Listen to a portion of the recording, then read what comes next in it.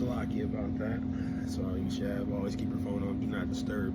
But the point I was saying is that even Eve, they would like to use Esau's legislations, their rules and stuff to the full advantage. Like, for example, WIC, and to put the Israelite man down is child support. So this is Isaiah 10:1, and it says, "Woe unto them that decree unrighteous decrees, and that right grievous which they have prescribed."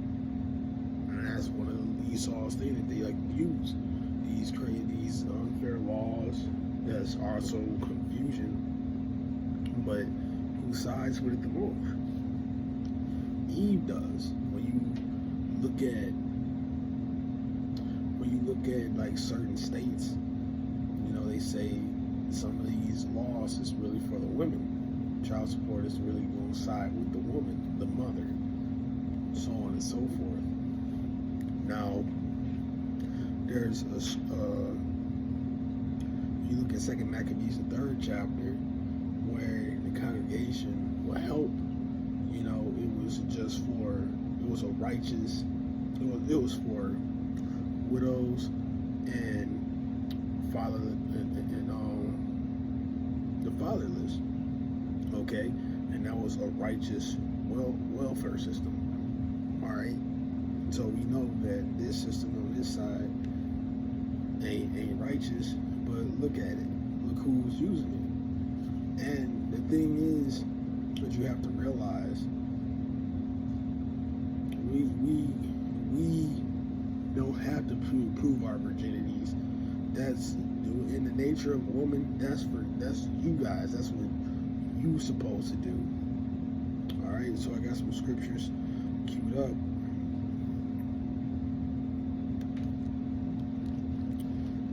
Let's do.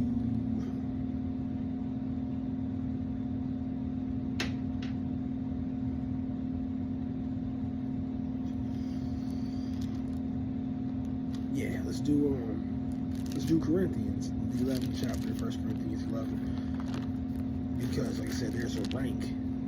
Now in this system that you guys love, y'all love to be equal with men, but that's why the Lord made us different, to show stature, to show a difference in caliber. All right, so I'm gonna hop around. This is the order. This is 1 Corinthians 11:3. And it says, "But I will have you know that the head of every man is Mashiach," so Yahushai, "and the head of every woman is the man." All right, and the head of Mashiach is Yahweh. So Yahweh, Yahushai, men, and you women. Okay, so it's an order. But again, when you get into certain scriptures like Jeremiah, that a woman shall compass a man, Eve runs with that to the highest caliber. Okay,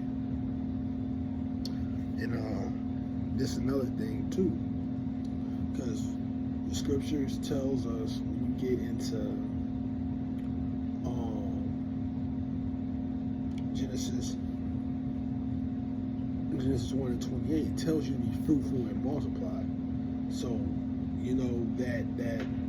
that putting the ring, that's not scriptural.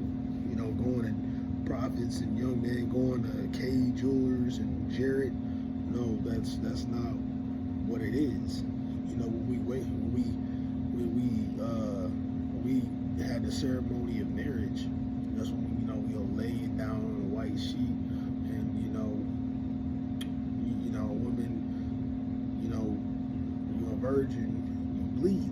So that was just the ceremony of showing that now you're that man's wife, and also that you're a virgin. Okay? And when you get to the record, that's why another thing we always say, you can't have a westernized mindset when it comes to these scriptures, because they believe you can only have one wife.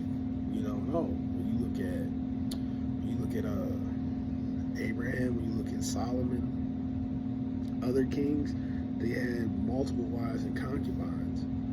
Okay, one thing that you do need to take in consideration, because we're not a man not supposed to be willy-nilly with his willy out here. So I'm going to get Exodus 20 and 14. So everything the Lord does tells us to do is in righteousness. So, but you know, this is the point, because you know, yeah, a man can have multiple wives, deal with multiple women, you know, and they in the ancient days, yeah, to be a virgin, because the consequences of you not being a virgin and you know you dealing with a man is either you're gonna get stoned to death or that man gonna be stoned to death because of this. So this is Exodus 20 and 14, and it says, "Thou shalt not commit adultery." So if a man wants to take a woman, but she already belonged to another man, you know, that's adultery. Like look at the vibrations of what King David went with Bathsheba, you know, and Uriah the Hittite. Okay, so that was a no-no. Like if she was with nobody, it would be cool. But since she belonged to another man, you know, that was the issue. Okay, and then only leave it up to Eve, because once y'all want to be equal or be empowered, this is what happened. Go to the book of Proverbs.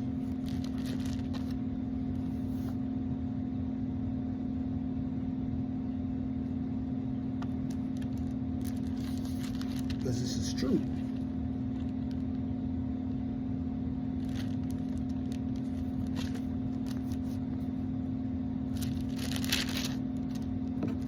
And it reads, one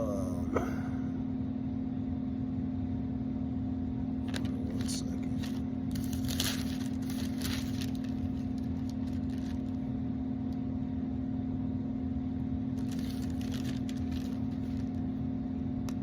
Here we go. Got it mixed up. This is Proverbs 31:3.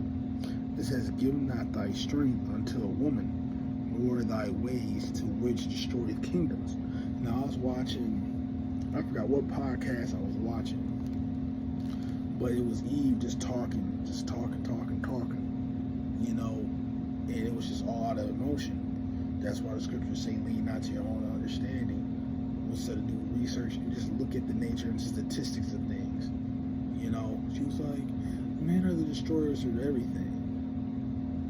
So I brought that Proverbs 31:3 out, because once you look at it, the man on the podcast is like, the ones who really destroys the house and breaks up a household through divorces, through Esau's kingdom, is who? The woman, man. Out of 70% of these women, Eve, are the ones who breaks households. We're not the destroyers. We carry the seed, man. All right. We are the ones that procreate. We got the seed. To be honest, we got the ingredients of life. We got living organisms in us right now.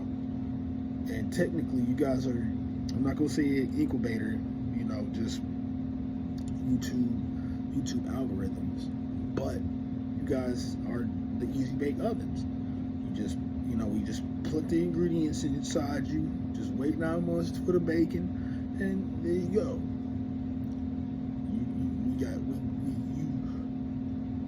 The vessel of life comes from us, but they just come out through you.